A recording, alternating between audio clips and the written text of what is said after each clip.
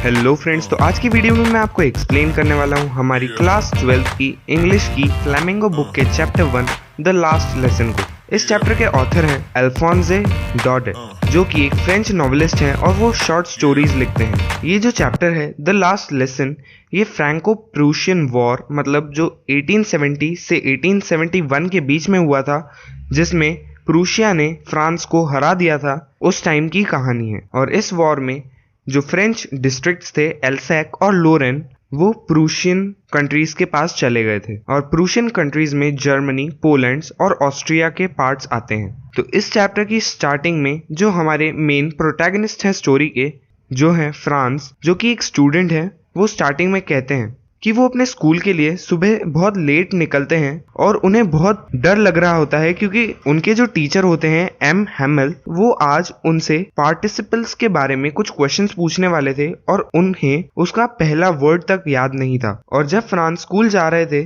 तब उनके मन में ये ख्याल आया कि स्कूल जाकर डांट खाने से तो अच्छा है कि आज मैं स्कूल जाता ही नहीं हूँ और शाम तक इधर उधर घूम लेता हूँ। तभी वो सोचते हैं कि आज का दिन कितना अच्छा है, कितना ब्राइट है, चिड़ियाएं आसपास चहचहा रही है। और वहीं पर एक सॉमिल के पीछे, सॉमिल जहां पर लकड़ियां काटी जाती है, उसके पीछे प्रूशियन सोल्जर्स मार्च कर रहे थे। उसे ये सब बहुत ही टेम्पटिंग लग रहा था, ये सब बहुत ही आकर्षक लग रहा था उन पार्टिसिपल्स के रूल्स को याद करने से। पर उनके पास इतनी मेंटल स्ट्रेंथ थी कि वो इन सभी ख्यालों को, स्कूल को बंक करने के, इन्हें छोड़ सकें और अपने स्कूल की तरफ जा सकें। तो वो जल्दी जल्दी अपने स्कूल की तरफ जाने लगते हैं। और जब वो टाउन हॉल के पास से गुजर रहे होते हैं, तभी एक बुलेटिन बोर्ड मतलब जो नोटिस बोर्ड है, उसके पास में वो बहुत ज्यादा भीड़ लगी हुई देखते हैं। और वो बताते हैं कि पिछले 2 सालों से जितनी भी बुरी खबरें थी वो उसी बुलेटिन बोर्ड से आती थी। जैसे कि वो कोई लड़ाई हार गए हैं, कमांडिंग ऑफिसर्स के जो ऑर्डर्स थे, ये सब चीजें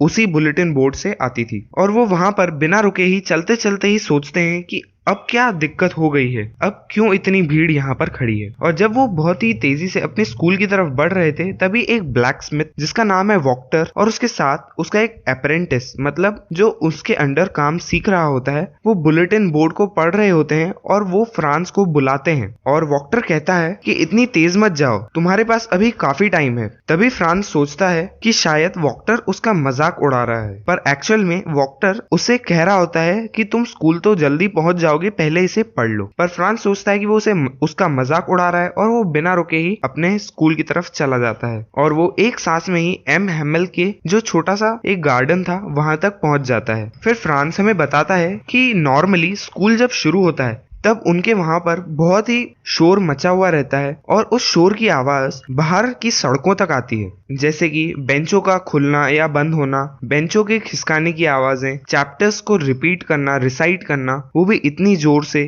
कि फ्रांस को अपने कानों पर हाथ रखना पड़ता था, तब जाके उसे कुछ समझ आता था। और उनके टीचर की आयरन की स्केल को उस बेंच पर पटकना, इस तरह की आवाजें बहुत जोरों से आती रहती थी। पर आज सब कुछ बहुत ही स्टिल था, वहां पर कोई आवाज नहीं थी, जैसे कि वो एक संडे का दिन हो जब स्कूल बंद रहता है। और यूजुअली वो इसी टर्बुलेंस के माहौल में, मतलब इसी शोरगुल में जाकर शांति से अपनी बेंच पर बैठ जाते थे और किसी का ध्यान भी नहीं जाता था। पर आज सब कुछ बहुत शांत था। वो खिड़की से देखते हैं कि उनके जो क्लासमेट्स होते हैं वो अपनी बेंचों पर पहले ही बैठ चुके होते हैं और एम हैमल जो उनके टीचर होते हैं वो अपनी टेरेबल आयरन रूलर के साथ वहां पर क्लास में वॉक कर रहे होते हैं। तभी धीरे से फ्रांस डोर को खोलता है ताकि वो क्लास में जा सके। और उस समय फ्रांस बहुत ही डरा हुआ होता है और उसे शर्म भी आ रही होती है उस क्लास में जाने से। पर तभी एम हैमल कहते हैं बहुत ही जेंटल टोन में कि जल्दी से जाकर अपनी बेंच पर बैठ जाओ लिटिल फ्रांस, मैं तुम्हारे बिना ही शुरू करने वाला था। तभी फ्रांस जल्दी से जाकर अपनी बेंच पर बैठ जाता है और जब उसके दिमाग से थोड़ा सा डर कम हो जाता है, तभी उसका ध्यान जाता है कि जो उसके टीचर होते हैं एम हैमल, उन्होंने एक बहुत ही सुंदर ग्रीन कोट पहना हुआ होता है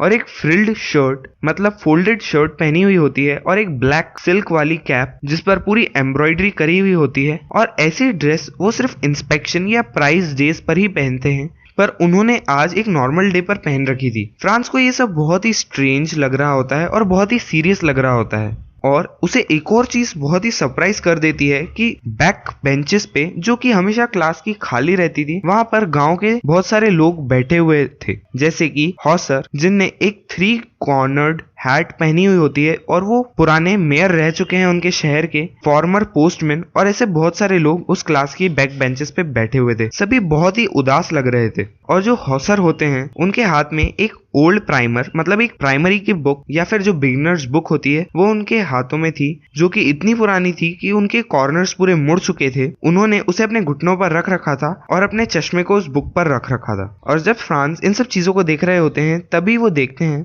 कि एम हैमिल बहुत ही जेंटल टोन में कहते हैं कि बच्चों, आज मेरा आखिरी लेसन है जो आज मैं आपको देने जा रहा हूँ। ये ऑर्डर बर्लिन से आया है कि अब आपके स्कूल में सिर्फ जर्मन ही पढ़ाई जाएगी, एल्सैक और लॉरेन डिस्ट्रिक्ट में, और कल से तुम्हारे लिए एक नया टीचर आ जाएगा और ये तुम्हारा फ्रेंच का लास्ट लेसन है, तो इसे बहुत ही ध्यान से सुनना। और ये सुनते ही फ्रांस बहुत ही शॉक हो जाता है और सोचने लगता है कि अच्छा, ये खबर थी जो टाउन हॉल पर लगी हुई थी नोटिस बोर्ड पर, और इतनी भीड़ लगी हुई थी उसे पढ़ने के लिए। और वो बहुत ही शॉक टोन में कहता है, क्या ये अब उसका लास्ट लेसन है? उसे अभी तक तो ये ढंग से लिखना भी नहीं आता फ्रेंच लैंग्वेज को, और अब उसे इसे पढ़ना छोड़ना पड़ेगा। वो बहुत ही बुरा फील कर रहा होता है कि काश उसने अपने लेसन्स को ध्यान से पढ़ा होता बर्ड्स और रिवर के अक्रॉस बैठने से अच्छा। और पहले जो बुक्स उन्हें बेकार लगती थी और बहुत ही भारी लगती थी उठाने से, जिसमें उनकी ग्रामर की बुक और हिस्ट्री ऑफ द सेंट्स आती है, अब उन्हें वो अपने पुराने दोस्तों जैसी लग रही थी जिन्हें वो छोड़ना नहीं चाहता था।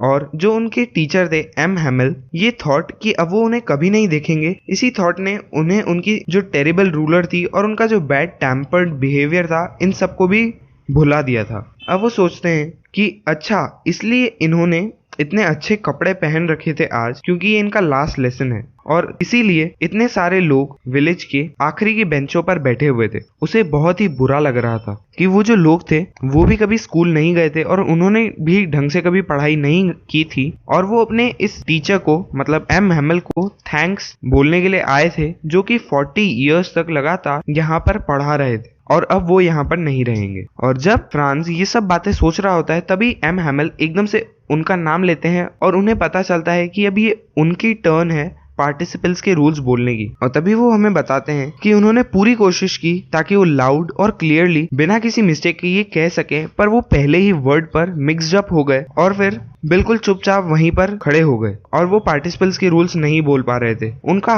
दिल जोरों से धड़कने लगा था और वो ऊपर देखने की हिम्मत भी नहीं कर रहे थे, वो नजरें झुकाकर वहीं खड़े हो गए थे। तभी एम हैमिल कहते हैं कि फ्रांस, मैं तुम्हें नहीं चिल्लाऊंगा, पर तुम्हें बुरा लगना चाहिए। अब देखो क्या हो गया है। तुम हर दिन अपने आप से कहते थे कि तुम्हारे पास काफी टाइम है, मैं कल इसे याद कर लूंगा, पर अब देखो तुम कहां पर आ गए हो। ये एल्सैक के डिस्ट्रिक्ट के लिए एक बहुत बड़ी दिक्कत है और कल से तुम अब ये पढ़ भी नहीं पाओगे। और अब जो लोग तुम्हें रूल करने के लिए यहाँ पर आएंगे, उनके पास ये पूरा राइट है ये कहने का कि तुम कहते हो कि तुम फ्रेंचमैन हो, पर तुम यहाँ तक कि फ्रेंच बोल भी नहीं पाते हो ठीक से और नहीं लिख पाते हो, जो कि तुम्हारी खुद की लैंग्वेज है, तो तुम फ्रेंचमैन कैसे हुए? पर तुम इतने बुरे भी नहीं हो फ्रांस, इसमें हमारी भी गलती है। तुम्हारे जो पेरेंट्स थे वो तुम पर कभी इतना ध्यान नहीं देते थे कि तुम पढ़ रहे हो या नहीं। वो तो चाहते थे कि तुम फार्म पर जाकर वर्क करो या फिर मिल्स में जाकर वर्क करो ताकि तुम थोड़े एक्स्ट्रा पैसे कमा सको। और मैं भी ब्लेम करने के लायक हूँ, क्योंकि मैं भी तुम्हें कभी कभी अपने फ्लावर्स को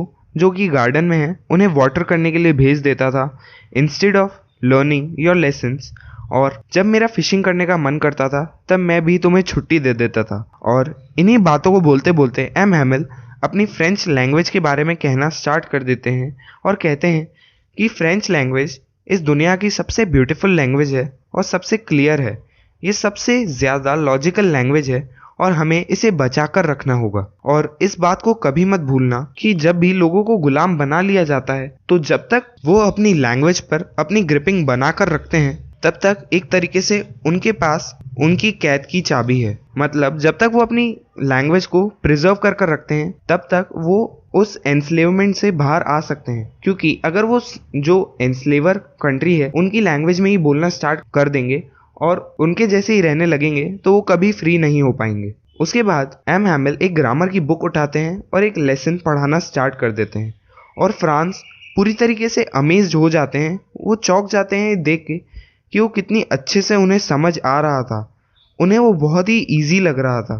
और वो सोचते हैं कि काश मैंने सारे लेसन्स को इतनी ही केयरफुली सुना होता और आज एम हैमेल भी इन्हें बहुत अच्छे से, बहुत ही पेशेंस से समझा रहे थे, क्योंकि वो चाहते थे कि वो जो पढ़ा रहे हैं वो एक ही बार में सभी स्टूडेंट्स को समझ आ जाएं और वो सारी चीजें जो भी उन्हें पता है वो एक ही बार में सारे स्टूडेंट्स को सिखाना चाहते थे। और ग्रामर के इस लेसन के बाद उनके एक लेसन हुआ राइटिंग का, और उस दिन एम हैमेल बहुत सारी नई कॉपीज लाए थे स्टूडेंट्स के लिए, जिसके ऊपर लिखा हुआ था राउंड हैंड में, मतलब कर्सिव हैंड राइटिंग में, फ्रांस एल्सैक, जिसका मतलब था कि जो एल्सैक डिस्ट्रिक्ट है वो फ्रांस बिलोंग करता है, जर्मनी को नहीं। और वो जो सारी कॉपीज थी वो फ्रांस को ऐसा लग रहा कि उनकी बेंचेस पे छोटे छोटे फ्लैग्स लगे हुए हैं और वो पूरी क्लासरूम में लहरा रहे हैं, और ये सभी फ्लैग्स एक रॉड्स की मदद से उनकी डेस्क पर लगे हुए हैं। और तब पूरी क्लास बहुत ही ज्यादा शांत हो जाती है और सिर्फ एक ही टाइप की आवाजें उन्हें सुनाई दे रही थी, जो कि ये स्क्रैचिंग ऑफ पेन्स की, मतलब जो पेन से लिखते हैं